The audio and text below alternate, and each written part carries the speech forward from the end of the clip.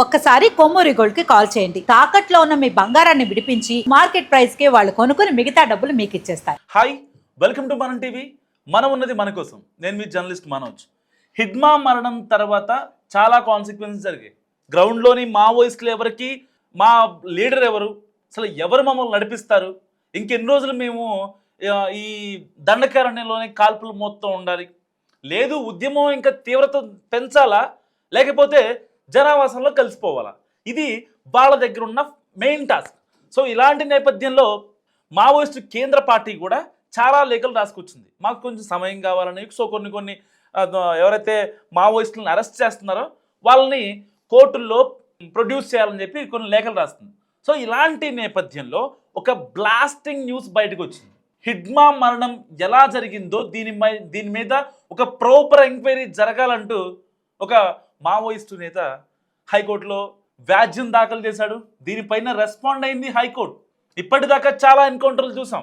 RK కావచ్చు, ఇంకొకరు కావచ్చు, పెద్ద హిడ్మా కన్నా పెద్ద వాళ్ళ ఎన్కౌంటర్లు చూసాం.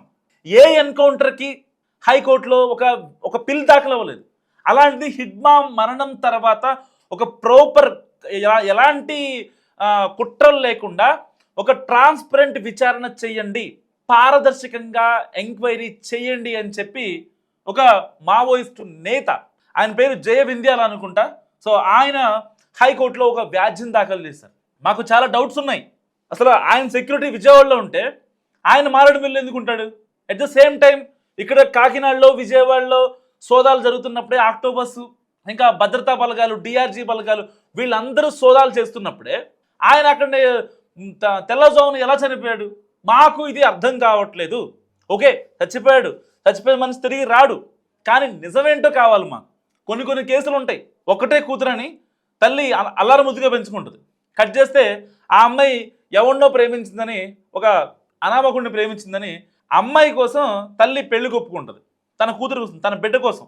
అలాంటి కేసులు చాలామంది చూస్తూ ఉంటాం. అక్కడ ఏమవుతుంది, వాడేమో తాగొచ్చి ఫుల్ కొడతా ఉంటాడు, ఈ అమ్మాయి ఒక్కటే. ఆ అమ్మాయిని చంపేయడమో, ఆ అమ్మాయి చచ్చిపోవడం ఏదో జరుగుతుంది. ఇప్పుడు ఆ అమ్మాయిని నమ్ముకున్న తల్లి పరిస్థితి ఏంటి? సో ఇప్పుడు ఆ తల్లికి కన్న కూతురు చాలా ఇంపార్టెంట్, కానీ తిరిగి రాలేదు. లాటరీ అంటే ఎందుకు చనిపోయిందో కనీసం తెలియదు కదా. ఇలాంటి ఘటనలు చూస్తూ ఉంటాం మనం. సో ఇదే కేసులో ఇప్పుడు హిడ్మా కేసులో కూడా సేమ్ సిచ్యువేషన్. హిడ్మాని తిరిగి తీసుకురాలేము, కానీ ఎందుకు చంపారు, ఎలా చంపారు? ట్రీట్మెంట్ కోసం విజయవాడలో ఉన్న హిడ్మా మారేడుమిల్లిలో ఎలా ప్రత్యక్షమయ్యాడు? మాకు ఇది చెప్పండి అని చెప్పి జయ వింధ్యాల గారు హైకోర్టులో పిటిషన్ వేశారు. సో దీనిపైన సుదీర్ఘ విచారణ జరిగింది. ఎలా అయినా సరే హిడ్మా మరణం వెనక ఉన్న ట్రాజడీని తేల్చండి. ఆ రోజున స్పాట్లో ఉన్న పోలీసు వాళ్ళు ఎవరు? ఆక్టోపస్ బలగాలు ఎవరు? డిఆర్జీ వాళ్ళు ఎవరు? మావోయిస్టులు చెప్పారా? లొంగిపోయిన మావోయిస్టులు చెప్పారని చెప్పి మొదట్లో మనకి దేవి చెప్పాడు, రాజిరెడ్డి చెప్పాడని చెప్పి చాలామంది మాట్లాడారు. కానీ కట్ చేస్తే మావోయిస్టు కేంద్ర కమిటీ దీనికి కన్క్లూజన్ ఇచ్చింది. ఎట్టి పరిస్థితుల్లో దేవిజీ కానీ రాజిరెడ్డి కానీ చెప్పలేదు, హిడ్మా మరణానికి వీళ్ళిద్దరికి సంబంధం లేదని చెప్పి క్లారిటీ ఇచ్చింది. దాని తర్వాత కొన్ని కాన్సిక్వెన్సెస్ జరిగాయి. సో ఇలాంటి నేపథ్యంలో ఇప్పుడు ఒక బ్లాస్టింగ్ న్యూస్ అని చెప్పాలి. హిడ్మా కేసులో ఇప్పటిదాకా ఏ మావోయిస్టు చనిపోయినా సరే హైకోర్టులు, కోర్టులు, పిటిషన్లు అసలు పడలేదు. అలాంటి చోట హిడ్మా మరణం తర్వాత ఒక వ్యాజ్యం, ప్రజా ప్రయోజన వ్యాజ్యం హైకోర్టులో, ఏపీ హైకోర్టులో దాఖలైంది. మావోయిస్ట్ అగ్రనేత హిడ్మా మరణం ఒక సెన్సేషన్గా మారింది, అందరూ తెలుసు. అయితే హిడ్మాతో పాటు ఇతరులు ఎన్కౌంటర్పై people's unity for civil liberties human rights forum అధ్యక్షురాలు జయ వింధ్యాల గారు ఏపీ హైకోర్టులో పిల్ దాఖలు చేశారు. సో ఈ ఘటనపై సుప్రీంకోర్టు మార్గదర్శకాల ప్రకారం సిట్టింగ్ జడ్జితో లేదా ఒక ప్రత్యేక దర్యాప్తు బృందం నిష్పక్షపాతంగా విచారణ జరిపించాలని డిమాండ్ చేశారు. జయ వింధ్యాల దాఖలు చేసిన పిటిషన్ విచారణ సందర్భంగా AP advocate general Dammalapati Srinivas వాదనలు వినిపించారు. సుప్రీంకోర్టు తీర్పును ప్రధాన న్యాయమూర్తి ధర్మాసనం ముందుంచారు. మెజిస్ట్రియల్ విచారణపై పిటిషనర్లకు అభ్యంతరం ఉంటే సెషన్స్ జడ్జి లేదా మెజిస్ట్రేట్ని ఆశ్రయించాలని పేర్కొన్నారు.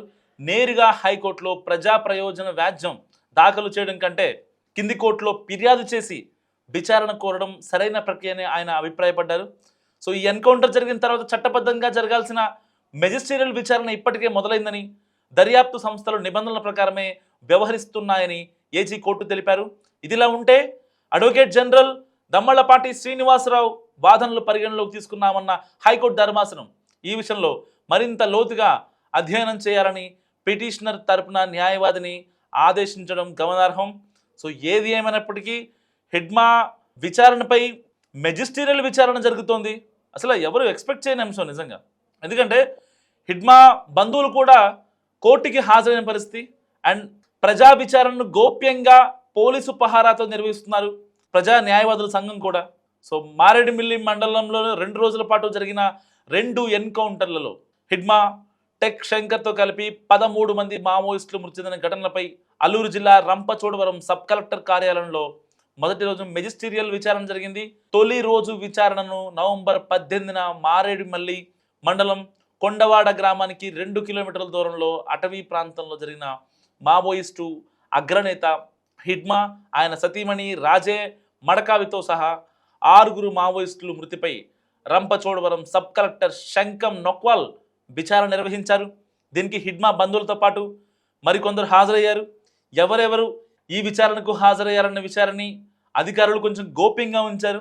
అయితే ప్రజా విచారణకు మీడియాను దూరంగా ఉంచి గోప్యంగా నిర్వహించారని, ప్రజలు స్వేచ్ఛగా వచ్చి విచారణకు హాజరై తమ అభిప్రాయాలను నిర్భయంగా వెలిబుచ్చే అవకాశాన్ని లేకుండా పోలీసులు ఆంక్షలు అమలు చేశారు. సో ఈ విచారణను పత్రికల్లో చూసి తాము హాజరయ్యామని కూడా చాలామంది చెప్పారట అక్కడ. అయితే ఎన్కౌంటర్లు జరిగిన ప్రాంతాలను పరిశీలించి నిజాలను నిర్ధారించేందుకు వెళ్ళిన న్యాయవాదులను, విద్యార్థులను కూడా పోలీసులు అడ్డుకుంటున్నారంట.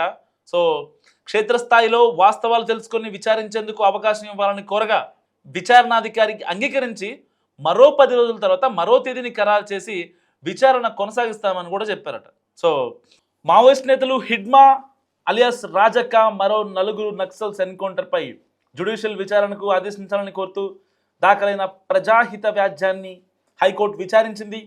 రాష్ట్ర ప్రభుత్వం తరపున ఏజీ దమ్మలపాటి శ్రీనివాస్ వాదనలు వినిపిస్తూ మెజిస్టీరియల్ విచారణపై పిటిషనర్లకు అభ్యంతరం ఉంటే సెషన్స్ జడ్జిని ఆశ్రయించాల్సి ఉంటుందన్నారు.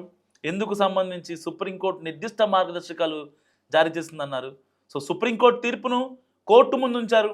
ఈ తీర్పును అధ్యయనం చేసి రావాలని పిటిషనర్ తరపు న్యాయవాదిని ధర్మాసనం ఆదేశించింది. విచారణను వారం రోజుల పాటు వాయిదా వేసింది. సో మావోయిస్ట్ నేతలను ఏడాది నవంబర్ 15 అదుపులోకి తీసుకొని అదే నెల 18న ఫేక్ ఎన్కౌంటర్ చేశారని చెప్పి కూడా అక్కడ లాయర్లు వాదిస్తున్న పరిస్థితి. సో ఈ మండలాలపై జ్యుడిషియల్ విచారణ జరిగితేనే వాస్తవాలు బయటికి వస్తాయని కూడా చాలామంది చెప్తున్నారు. సో దీనికి సంబంధించి people's unity for civil liberties human rights forum జాతీయ అధ్యక్షులు జయ వింధ్యాల హైకోర్టులో ప్రజా ప్రయోజన వ్యాధిని పెట్టారు. సో దీనికి సంబంధించి మావోయిస్ట్ నేతలను ఈ నెల 15న వాళ్ళని రెస్క్యూ చేసి 18న ఫేక్ ఎన్కౌంటర్ చేశారనే ఆరోపణలు ఎంతవరకు కరెక్ట్ అనే దానిపై కూడా ఇప్పుడు మెజిస్టీరియల్ విచారణ జరుగుతోంది. సో ఏది ఏమైనప్పటికీ కూడా హిడ్మా మరణం మీద నిజంగా జయ వింధ్య గారు చేస్తున్న ఒక న్యాయ పోరాటం ఎంత మందికి సమంజసం అనిపిస్తుంది. నిజంగా మావోయిస్టులు ఎవరు చనిపోయినా, ఎవరు ఎన్కౌంటర్లో బలైపోయినా సరే ఎవరు కూడా కనీసం పట్టించుకునే వాళ్ళు కాదు. జయ వింధ్యాల గారు పర్టికులర్గా హిడ్మా గురించి ఆలోచించి విజయవాడలో ఉండాల్సిన అతను మారేడుమిల్లి ఎందుకు వెళ్ళాడు, ఆ ఒక్క పాయింట్తో ఇప్పుడు మెజిస్టీరియల్ విచారణ జరగాల్సిందని పట్టుబట్టారు జయ వింధ్యాల. సో హిడ్మా వెనుక నిలిచిన జయ వింధ్యాల గురించి మీరేమనుకుంటున్నారో ఒక్క మాటలో కామెంట్ చేయండి. చూస్తున్నాండి మనం టీవీ.